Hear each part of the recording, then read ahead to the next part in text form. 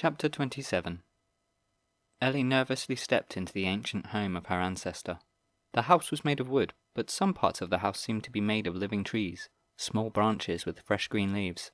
But between those living fixings were panels of neatly sawn wood that made it look like a wooden house, except it was unpainted. "It doesn't look like it's been abandoned for 1,000 years, observed Drake. Ellie was forced to agree. It looked fresh. The wood looked like it might have been sawn just days ago. There was no dust in sight, no cobwebs. "Does someone live here?" she thought, a little fearfully. "Could Merlin still be alive?" But she remembered that Istaga had said that Merlin had died when she was young, over 1,000 years ago, and while the place didn't look abandoned, neither did it look lived in. There was furniture, a table and chairs, a bookcase with no books, but it was sparse and very neat.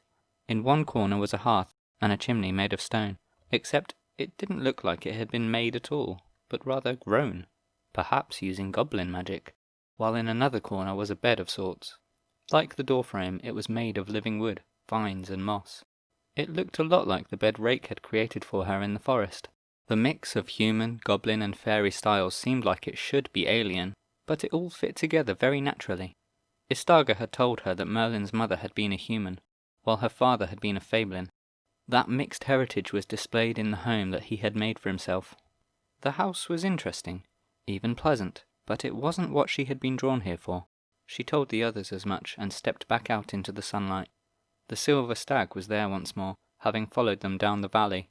It looked at her again before stepping closer and closer until it was just a pace away, staring into her eyes, perhaps even her soul. Then it turned and walked away, slowly. It turned its head briefly to glance back, and Ellie knew she was meant to follow. She willingly obeyed the silent request, accompanied by the goblin and 3 fairies. The stag walked sedately, in no hurry. He led them away from the house, taking them up the valley, into a wooded area. Among the trees the fairies seemed more relaxed, flitting about amongst the branches, while Figwhip capered along next to Ellie. They reached a stream and walked along next to it. As they walked, a rumbling noise began to build up. They continued, and the noise revealed itself to be a waterfall, spilling into a pool of clear water. The stag walked to the pool's edge, dipped its head to drink briefly, then quickly bounded away, and was out of sight in an instant. Ellie made no move to follow. From the moment she saw the waterfall, she had known. This was where she had been meant to come. It was that feeling again, like a memory from a dream. "What now?" asked Fliss. Ellie wasn't sure. Letting her dreamlike memories guide her, she took her wand and lifted it before her, and simply allowed herself to be a channel, letting energy flow, gently guided by something within her. Chaotic streams of air formed in her mind, binding themselves into neat weaves that no one else could see, that existed only to her. Those weaves of air then launched forward, like a lasso that grabbed the water of the waterfall and pulled it, guiding it into an arm of water that reached towards her. Then it took shape, forming a watery bridge over the pool. She felt a pulse burst from her wand, pushing through the water and forcing out all heat. As a result, the water bridge became a glistening bridge of ice that led into the center of the waterfall, where a lip had formed to create a frozen doorway that led behind the waterfall, while the water continued to cascade around it. The magical energy stopped flowing, and Ellie looked at the beautiful entrance she had created. "I guess we go in there," said Blake, pointing to the doorway that led through the waterfall. Ellie nodded dumbly, incredulous at what she had created while doing magic in a dreamlike state. While the fairies floated above the bridge, over to the doorway, Figwhip stepped slowly onto the bridge made of ice. Ellie followed, wondering how much she could trust a bridge that had not existed just moments ago. It was as slippery as might be expected from something made of shining ice, and Ellie had to tread carefully, taking tiny steps towards the entrance through the waterfall. Through the entranceway, Ellie found a cavern that was beautiful. It was symmetrical in a way that told her it had been formed with magic. Light filtered through the wall of falling water that formed one side of the room, giving a shimmering aquatic feel to the space. The cavern walls were smooth and the room quite nondescript really. There was only one thing to draw the attention, and draw her attention it did. In the center of the room was a pedestal, atop which sat a bowl. The bowl held what Ellie thought might be liquid gold. The 3 fairies were already hovering around the pedestal, gazing into the bowl, which had a hypnotic quality to it as the mystical liquid occasionally rippled in a very slight breeze. Figwhip, keen to see what all the fuss was about, scrambled up Ellie to sit on her shoulder once more. When he saw what they were looking at, he let out a low whistle. "That looks like dragon's blood," he whispered reverently. Figwhip's comment brought the rest of them out of their reverie.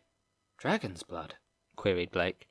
Almost on top of Blake's words, Ellie asked, "Are dragons real?" Anything seemed possible in the Ivory Realm. I have no idea if they're real or not. I've never seen one. But there are lots of stories about them. I've never seen dragon's blood before either. But I've heard of a golden liquid that some mage goblins use for scrying, and they call it dragon's blood. It's very rare, and priceless. Just a drop could buy a goblin all the snot juice he could ever want. Ellie didn't ask what snot juice was, but was interested to learn that this liquid might have magical properties. "Anyone know how to make it work?" asked Ellie, of no one in particular. Her question was met with complete silence. "Do I drink it?" she asked, looking for any advice.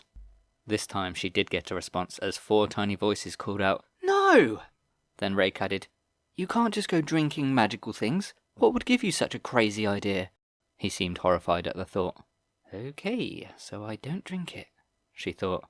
"What do I do?" She lifted her wand once more, but the dreamy memories had stopped coming. She had no idea what to do, and there was no instinctive feeling pushing her to do anything. Finding this place had been much simpler than knowing what to do here. She carefully moved her wand towards the bowl of golden liquid. None of the magical beings around her warned her to stop, so she touched the wand to the surface of it. Nothing happened. So she dipped it in. Still nothing happened. She withdrew the wand, and not a drop of the dragon's blood remained on the tip of the narwhal tusk that was Merlin's wand, as if it had never actually touched it. "Can I touch the dragon's blood?" Ellie asked, mainly of Figwhip since he seemed to be the only one with any knowledge of it, and that was very limited. But the goblin just shrugged. With no better ideas, Ellie raised her other hand and moved it towards the bowl, allowing it to hover above the liquid for a moment. It didn't feel hot. She extended just one finger and lowered it, sinking it into the bowl of rippling gold. She didn't feel anything, and had no idea what she was supposed to do. With a sigh, she pulled her hand away. But unlike the wand, the liquid had stuck to her finger, coating it. More than that, it was like a sticky liquid that stretched away like chewing gum, connecting her finger to the bowl of dragon's blood. She pulled her hand away, lifting it higher. The stretched tendril of gold got longer and thinner as she raised her arm. At the point where she was sure the connection would break, something did happen. The gold began to flow up. The dragon's blood pulsed up the thin connection towards her, and it began to spread, covering her whole finger, then all of her fingers and her whole hand. It moved up her arm quickly. Not sure what was happening, she began to feel panicked and called out to her friends. "What's happening? What should I do?" But the liquid had made it up her neck and flowed into her ears. If her friends answered her, she could not hear them. Then it also covered her eyes and every other part of her, engulfing her.